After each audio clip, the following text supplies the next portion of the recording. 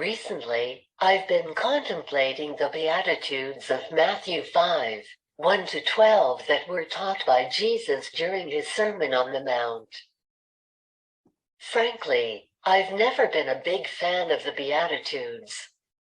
I mistakenly thought they conjured an image of a miserable, dour, joyless, mournful life marked by timidity, a person poor in both spirit and personality. This dour image is exactly the opposite of the joy, verve, and creativity I try embrace in my own life. However, as I looked at the Beatitudes in a new light this week, I was struck both by their beauty and by how significantly they dovetail with the mission and pursuit of ending or reducing ableism in our churches. Let's begin by reading the Beatitudes.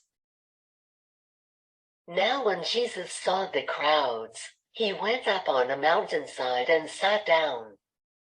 His disciples came to him, and he began to teach them. He said, "Blessed are the poor in spirit, for theirs is the kingdom of heaven. Blessed are those who mourn, for they will be comforted. Blessed are the meek, for they will inherit the earth. Blessed are those who hunger and thirst for righteousness, for they will be filled. Blessed are the merciful, for they will be shown mercy. Blessed are the pure in heart, for they will see God. Blessed are the peacemakers, for they will be called children of God. Blessed are those who are persecuted because of righteousness, for theirs is the kingdom of heaven. Blessed are you when people insult you, persecute you, and falsely say all kinds of evil against you because of me. Rejoice and be glad, because great is your reward in heaven, for in the same way they persecuted the prophets who were before you." Reading commentaries on the Beatitudes to try and understand them more deeply, I came to see that they are not instructing us to live dour, miserable, joyless, mournful lives of timidity. My desire to live with joy is not counter to them. Instead, at the heart of the Beatitudes is a spirit of humility and a right approach to our Father and to our Father's calling to love our neighbor in this suffering world. At the heart is a spirit of seeing ourselves as we really are, including our struggles, and bringing them before God. A quietness, confidence, and strength that aligns with our Christian calling to love God and our neighbors with all we are, as lived out through lives of love, justice, mercy, and walking humbly with our God. And it is this humble spirit of love, justice, and mercy that should be at the center of our approach to ending ableism in our churches. It is an understanding that a quiet and humble spirit does not just mean welcoming people with disabilities and creating spaces for them, but allowing them to welcome and create spaces for you. To see people with disabilities as equals as you serve beside them or as you serve under their leadership. How counter this is to our society, in which the powerful are expected to be the leaders, the ones who reach down to save or help the less powerful. Our society usually values and grants certain people more power, those who are bigger, richer, stronger, younger, smarter, faster, more beautiful, or are of certain ethnicities may be seen as better and allocated more power.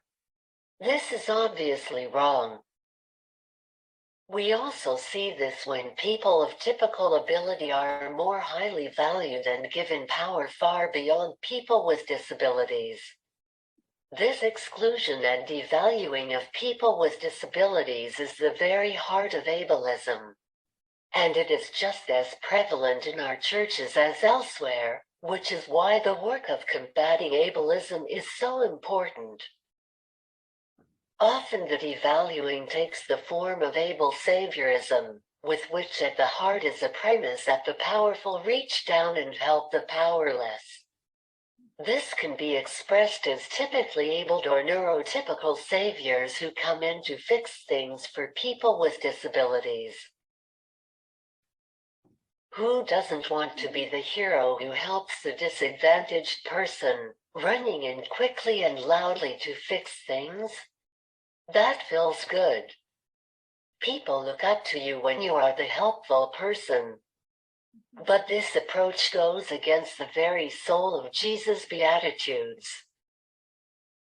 When we embrace a beatitudinal spirit, we enter with quiet humility, fighting against those power structures that make some people the normal ones and some the disabled. This is why it is critical that we serve, include, and advocate alongside people with and without disabilities to fight ableism in our churches. That we surrender to those with lived experiences with ableism to be the leaders in teaching us instead of us taking charge.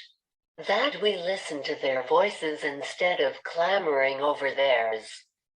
That we see and embrace each person for who they are, instead of mentally categorizing ourselves into an us and them. It may make us less of the heroes, but it is the way Jesus teaches us to live.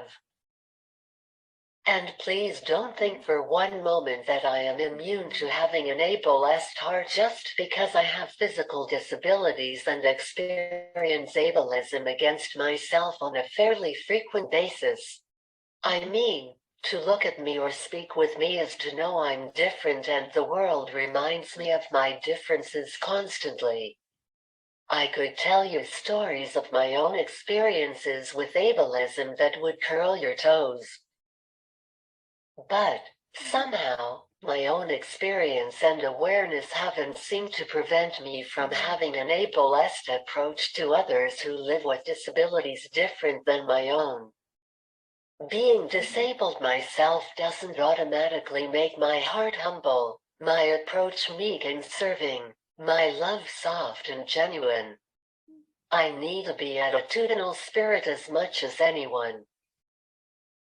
God has really been making me aware of this ableist sin in my own life, including with my own adult son who lives with disabilities. Sometimes, I find myself at my wit's end when he displays behaviors I find challenging. As a mother, I grieve when I see choice after choice made that hurts both himself and others. But I feel God challenging me to realize that my frustration is unfair and in fact is rooted in ableism. I've never lived with cognitive disabilities or the extreme trauma experienced by my kids before their adoptions into my family, experiences that deeply marked and shaped them. And yet, despite our significant differences in experience and level of ability, somehow, I expect my son to behave and think like me and make the choices I think he should make. And I get so surprised and mad when he doesn't, when he cannot display behaviors that characterize a person of typical cognitive ability who has not experienced severe trauma. This is ableism at its worst, and my ableism doesn't help him. Instead, my beatitudinal goal is to listen, value, and let him lead and write the story of his own life. For him to be my teacher even while I and his team provide him the caregiving life support he needs. To approach him with an attitude of love, mercy, humility, and peace. To welcome God in writing out the story of the Beatitudes in my life and in my son's and my relationship. And, likewise, this is what we are called to do in our work and roles within disability concerns. To fight to end ableism in churches by embracing our beatitudinal calling. To be quiet in spirit, mild, gentle, listening to our God and following His lead.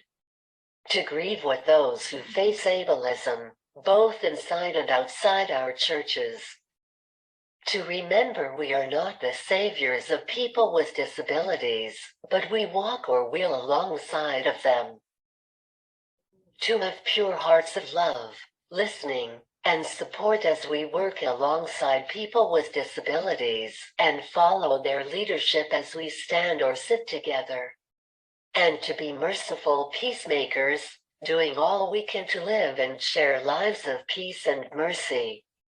This is our beatitudinal calling.